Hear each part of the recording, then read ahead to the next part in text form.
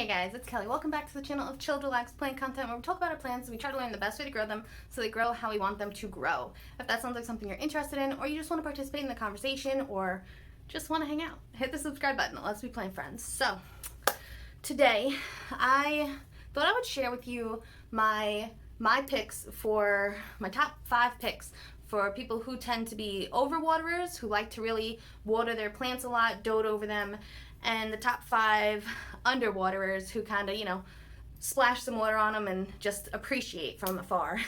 I fall in the underwater category, so I have the underwater category plants that I picked out. I do not have the overwater category plants. I will insert a picture of the plants, and we'll start off with those, and then we will end with my favorite plants that I have all over my home because,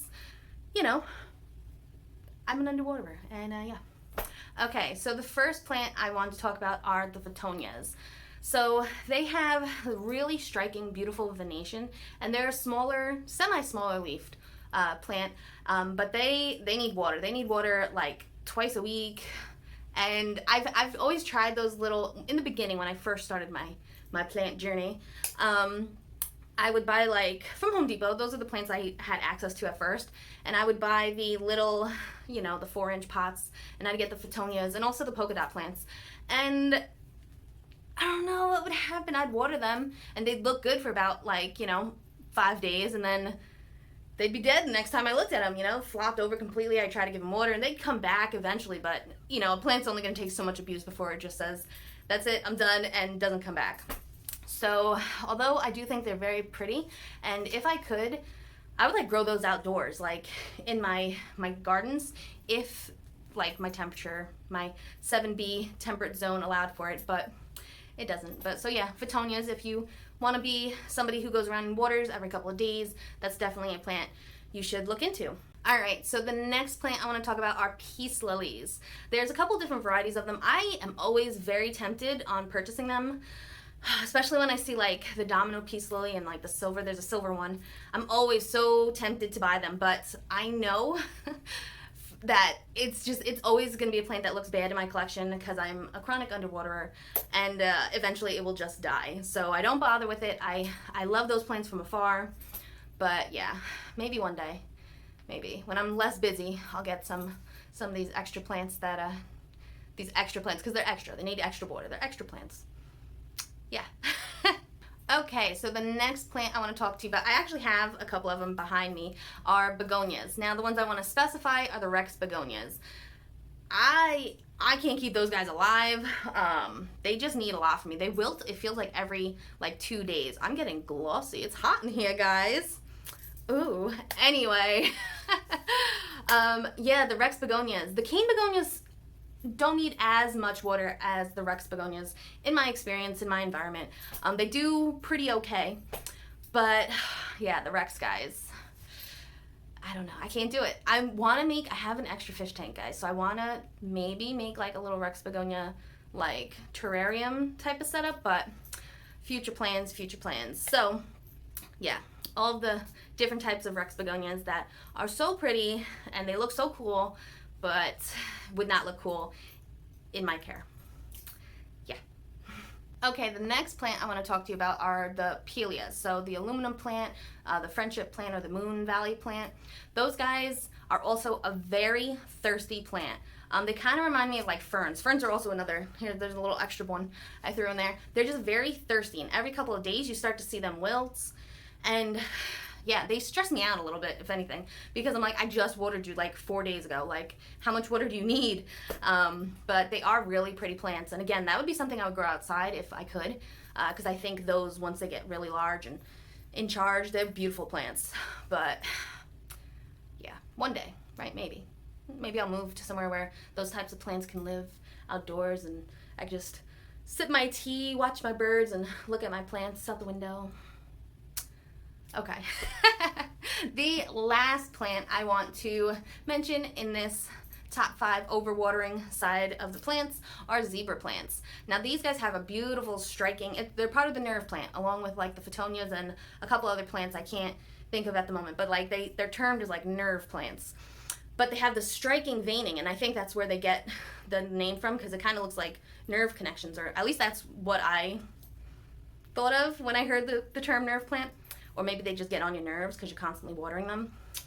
Anyway, they grow more of like in a tree form, so they're they are the Dracaena of the overwaterers. And they have these beautiful like yellow flowers. I had this plant, and it struggled with me for probably like 2 years before I just got tired of it and I let it go. I did. I water propagated that, because what happens with the zebra plants, I have a video on this if you want to like do some searching, you can go find it. But what happens is it'll grow, like a tree, and then the bottom leaves crisp off and die if you forget a watering. And so what ended up for mine was I had this big stalk and 5 leaves on top. And it always looked crazy. And it follows the light. So this is another plant that you can kind of like manipulate and make into cool shapes if you're into that. But yeah, I tried so hard with that plant. It wasn't in the cards for me. So, but I do think they are pretty. Yeah. Okay, so the next category are my top 5 underwater hero plants in the plant community. So these are the plants that can go a week or 2, maybe even 3, maybe a month without watering, depending on how the plant's doing, really. So yeah, we're going to start off with one I'm sure everybody is assuming is going to be in this video, the ZZ plants. So I have both the raven, this bottom part is the raven, and then this larger part is the green, just regular ZZ plant. But these guys, it's so light. I haven't watered this plant in months probably, and it's still doing okay. It definitely, see how like flimsy it is? I need to water it. I'm gonna water it today. But yeah, it's a easy going plant, and I really do like that they're coming out with cultivars like the ZZ Raven, and maybe I know there's like a variegated version, and wouldn't that be cool if I can get like a larger variegated version to kind of like with the black and the green and the variegated.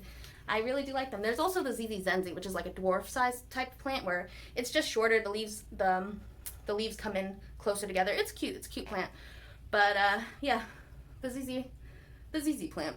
It's a beautiful plant. I highly recommend it for underwaterers. Definitely overwaterers. This guy doesn't like to be watered a lot. He will like die. You will rot the bulbs. So, but yeah, it's a beautiful, good staple plant. If you just need some greenery, this is the plant you get, and you throw it wherever it is you want. It can go in a dark corner.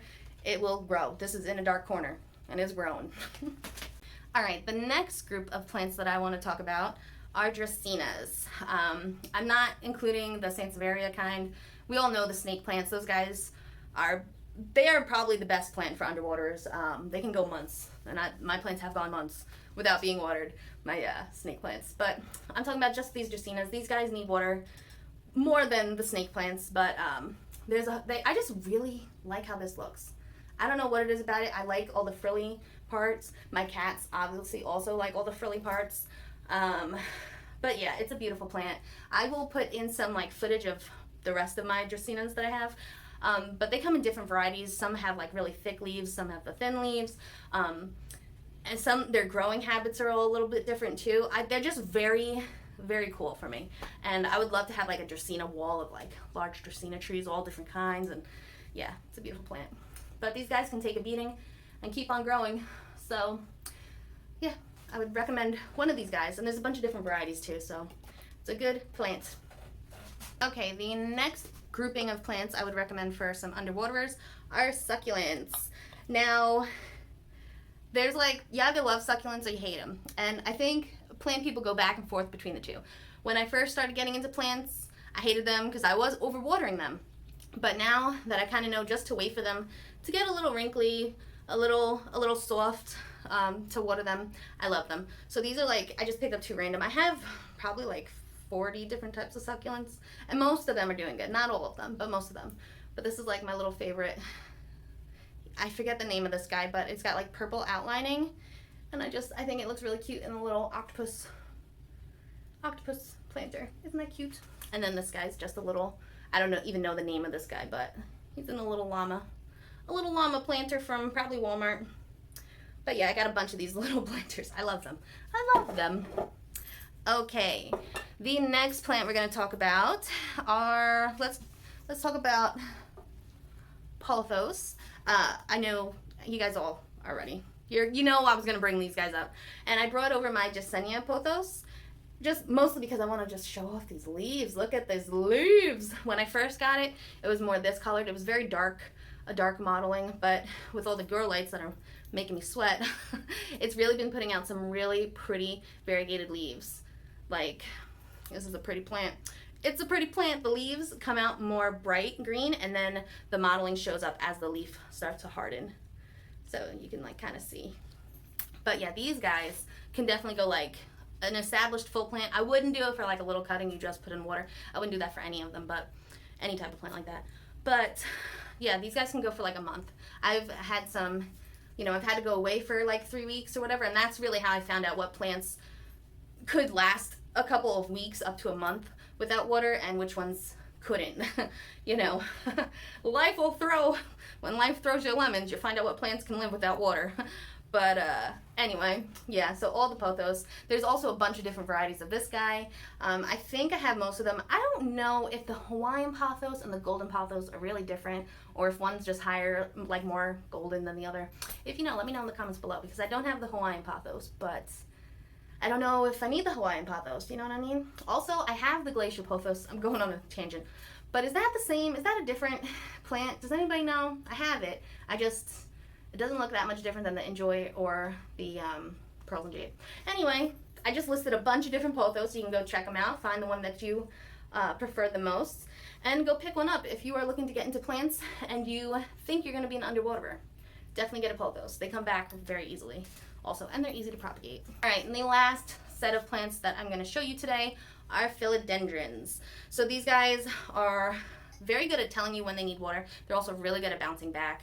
I have right here the variegated Hetericium, and we have not lost a leaf since I picked up this little baby cutting, and we have a new leaf coming out. But look at the variegation on this. It's such a pretty plant. It really is. I can't wait for this guy to get big and huge and start trailing. It's gonna be good. And then I just have my silver sword here. As you can see, if you really underwater this plant, it will drop leaves. But I've also had, I don't know if you can see, but maybe if I hide my face, right here, this node is reactivating. So there is hope that if you end up with a Dr. Seuss looking plant, that these nodes will reactivate, will put out new leaves, or branch off. That's even cooler. But yeah, these guys are very tolerant of low watering or sparse watering. You will get smaller leaves, if you don't water enough or give them enough light or fertilizer. But it's still a beautiful plant. And there's a bunch of these kinds too. I have the philodendron. I'll put in a little insert actually of my little philodendron section along with my pothos so you guys can see all of my different plants. Yeah. Alright guys, so those are all of the plants I would recommend for people who think they're going to be underwaterers or overwaterers based on your want and need to take care of plants. So let me know in the comments below what plants you would include in the underwatering and overwatering section, and also just how you like my plants. How they doing? How's the room looking? It's not perfect, but we're getting there. We're getting there. Alrighty guys, until next time, relax, plant, peace out.